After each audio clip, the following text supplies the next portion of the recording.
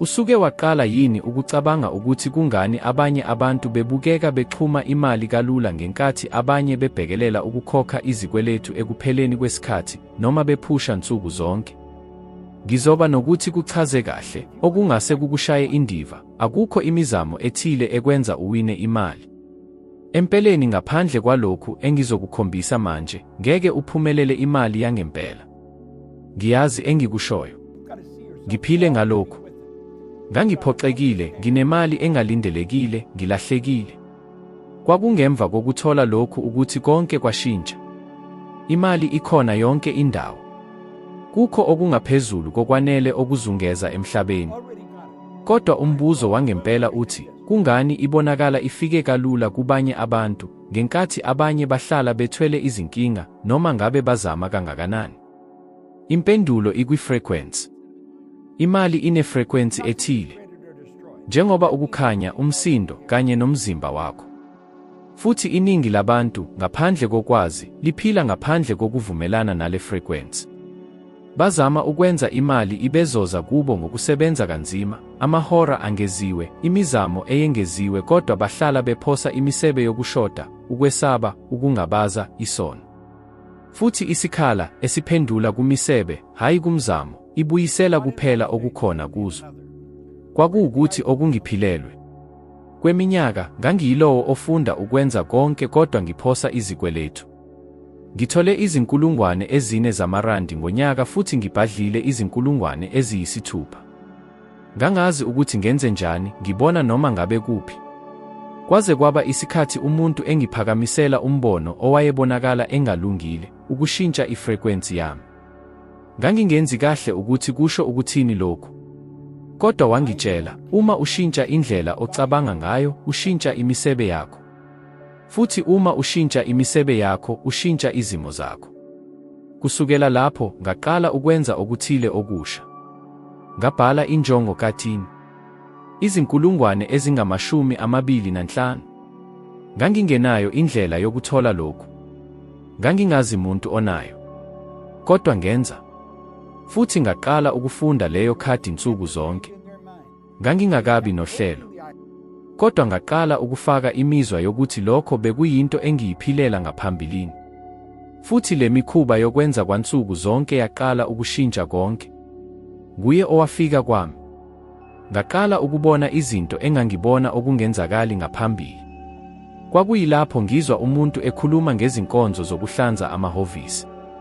Kwathi, lena bekungelona udumo, bekungelona isimo, kodwa bekungumnyango. Futhi izicabha zivula izindlela. Ngathatha izinkontileka, ngathenga izinsiza ezisetshenzisiwe ngemali ebolekiwe, futhi ngaqala.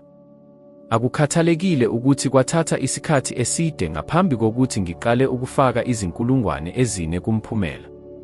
Futhi izinzuzo zalokho kwavula amakhono ekusebenzisaneni kumanxusa emazweni amaningi. Ukudlula kwezinkulungwane ezine zonyaka kwaholela ezinkulungwaneni eziyinkulungwane ngomphakathi wesikhathi. Lokhu kwenzeka kuphela ngoba ngangiphuma kule frequency yokushoda, futhi ngazinikela kumphumela we-prosperity. Ngaqala ukucabanga ngezinketho, hayi izinkinga. Futhi lokhu kuyinto ekuguqula konke. Uma uqale ukugxila ekufaneleleni komsebenzi, ubehlangabezana nalokho. Uma uqale ukucabanga ngemiphumela, uyahlangana nayo. Izesayensi seziveze ukuthi le miphumela yempela. I-Ondezoic ikhombisa ukuthi imicabango yethu ithola umehluko kwi-umqondo kanti ukushintsha okukodwa kuluhlanga. Mhlawumbe awazi ukuthi kanjani iphupho lakho lizoba yiqiniso, futhi awudingi ukulazi. Ukuthi kuzoba kanjani akusikho okumele ukhathalele manje. Umsebenzi wakho ukuvumelanisa ngaphakathi kumphumela ofisa ukuwuthola. Uma ungene kumfutho wemali, imibono izoqala ukuvela, abantu abakhokhelwe kahle bazovela, nezindlela zizovuleka. Kwesinye isikhathi, okwakubukeka kungavumi kuba nesizathu. Konke kuqala ukuhamba, ngoba wena uqale ukuhamba ngaphakathi. Futhi lapho konke kushintsha. Mhlawumbe ucabanga ukuthi umhlaba ngaphandle kwakho uyakuvimbela ukuthi uphumelele, izintela, uhulumeni, imakethe yomsebenzi, kodwa iqiniso lihlala ngaphakathi futhi linzima kakhulu, futhi alibonakali. Isitha esikhulu ofanele ukubhekana naso nsuku zonke sikhona ngaphakathi kwakho. Igama laso yiparadigma. Abantu abambalwa kuphela abakukhuluma ngayo, futhi cishe akukho noyedwa oyiqonda kahle kakhulu ukuthi linomthelela omkhulu kangakanani. Iparadigma, ngokungaqondile, isistimu yokusebenza ehola ukuphila kwakho. Ikhona lapho ngaphansi kokwenza zonke izinqumo zakho, ngisho nezikucabangela ukuthi uzithathile ngokucophelela.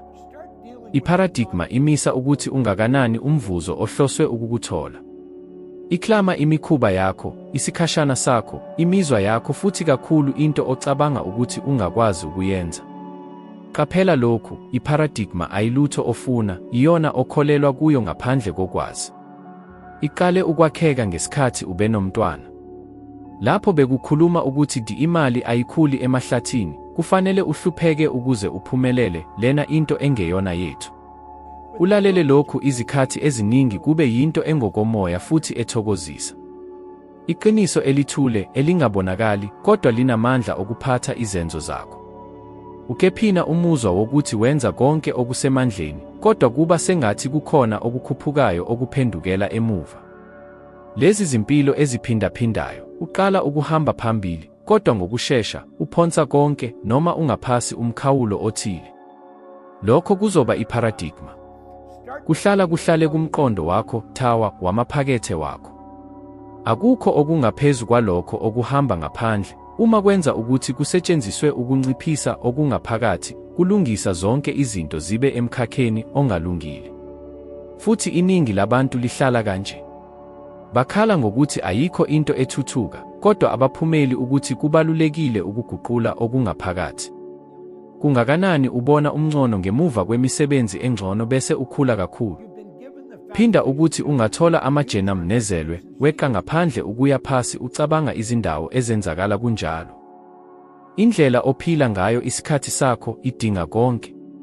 Esikhundleni sokuchitha amahora amaningi nsuku zonke kwi-social media, ungasebenzisa leyo thina ukuze ufunde, uhlele, uthengise, udale. Ukephi okukholelwa ukuthi lokhu kuzokwenza kuwe? Kwesimilo sakho, kwezokuthengisa, kuzoba ushintsho olukhulu, futhi oluhlala njalo. Manje thatha umoya omncane bese uzibuza, yini okukhona kimi engivimbela ukuba ngihambe phambili? Lolu mbuzo lushintsha izimpilo, ngoba impendulo isekhona kuwe. Futhi isikhumbuzo sokuveza konke lokhu simi kumphumela wakho wokucabanga. Konke okutholayo, noma okungatholakali, kuqala ngesithombe onaso ngakho. Isithombe sakho somphakathi singasebenza njengomgogodla wazo zonke izinguquko ezenzakalayo. Uma ungathanda ukwenza imali, akunamsebenzi nje ukufuna ukufunda okwengeziwe, shintsha umsebenzi noma uqale ibhizinisi. Uma uqhubeka nokuzibona njengomuntu onokuncipha, noma okungazange, noma omunye ongalitholi, okungaba khona uma kuphumelele usha, kuzoba khona phambili kumphakathi wesimilo sokuqala. Lokho kwenzeka ngokuzenzakalayo. Umsebenzisi wayebona nje ukuthi ungumuntu onenani lezigidi, ngaphambi kokuba umhlaba uqaphele lokho. Manje, yima kancane futhi ucabange, ubona kanjani wena? Uzozibona njengomuntu ofanele ukuthola izibusiso. Umuntu ongacela okwengeziwe, aphile kahle, afinyelele izinto ezinkulu. Noma usazibona njengomuntu omncane, ongenalwazi, ongenavalwe? Nxa ungashintshi lo mbono ngqo ngawe, akukho okuzoba ngokoqobo okuzoshintsha ngaphandle kwakho. Uma ngingakunika umsebenzi owodwa namuhla, kuzoba lokhu: thatha isikhathi ukucabanga ngesithombe sikawe njengesisebenzi ofisa ukuba yiso. Bheka ukuthi uhamba kanjani, uhlala kanjani, ukhulumela kanjani, uthatha izinqumo kanjani. Futhi okubalulekile, uzwe kanjani uma kuqondakala ukuthi uphila impilo entsha ngaleyo zimpawu. Yenza lokhu njalo. Futhi nokho uma kuqala kubonakala kuyahlukumeza. Futhi uma umzimba wakho uphakamisa ukuthi lokhu kusemhlanganweni, qhubeka. Lokhu kuzoba ukufaka kwezinyathelo ezintsha kumaphephandaba omzimba wakho ozosebenta ukwenza okudingayo. Noma uma uzoba uthando ukushintsha, njalo uma kufakeleka kuzoba konke okuthanda okukhona. Bhala umgomo wakho ngokucacile, ngokuphikelelayo, nangexesha lamanje. Isibonelo, ngithola kalula futhi ngijabule imali engu-RTT 000 ngenyanga. Bhala lesi sibhalo kukhadi elincane bese ukugcina lize. Kuze kube izinsuku ezingama-30, funda lokhu kukhadi nsuku zonke ekuseni nasebusuku. Kodwa ungawufundi nje kuphela, kuzwe. Vala amehlo. Kucabanga. Beka uziphile ngalokho. Ngezindatshana. Ngezizwelo. Yenza lokhu kube isiko lonsuku zonke. Isithembiso kuwe. Ezinsukwini zokuqala, ingqondo yakho izoba nokuphikisa. Izokutshela ukuthi lokhu akulutho. Ukuthi akusebenzi. Kodwa uma uqhubeka, okuthile kuzoqala kushintshe. Uzoba nenkolelo. Uzoba nokuqonda amathuba. Uzoba nethonya lezinto, abantu, izindlela. Lokhu akuphindaphindi. Lokhu kuyisikhala esihamba. Kuyinto yesinqumo sangaphakathi. Khumbula, ngaphandle kwesinqumo, akukho okuhluke. Ngokuthatha isinqumo, konke kuqala ukuguquka. Akukhona ngoba umhlaba ongaphandle ubelula, kodwa ngenxa yokuthi umhlaba wakho wangaphakathi uba namandla. Izinguquko zihlala ziqala ngaphakathi.